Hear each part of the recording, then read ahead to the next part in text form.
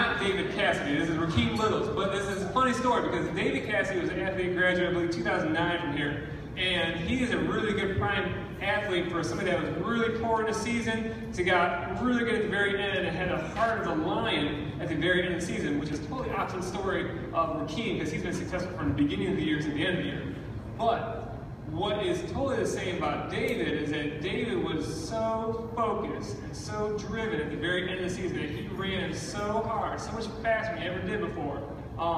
He dropped essentially a minute in the 2 mile, a little more than a minute, all within a 2-week period. And got passed out of the line because he was working so hard and he was very uncoachable from the first part of the season, and then coachable at the end of the season when he started getting more successful.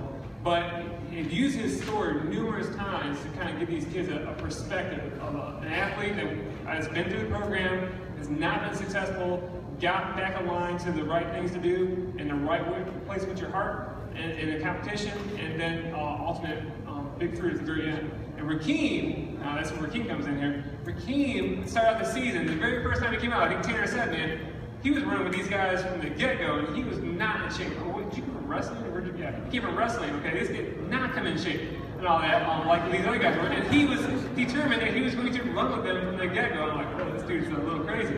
All right? And he couldn't stay with them the whole time, but he got better each week and all that. So he started the first meet of the year, 5:13. And that's not that awesome time. Like, it's going to make you varsity, it's going to get you to sections.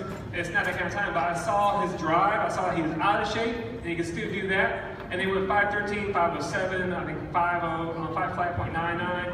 And then he decided that he's going to jump in the very next race with 5 flat, and he was tired. He was dead. It wasn't like he wasn't working hard.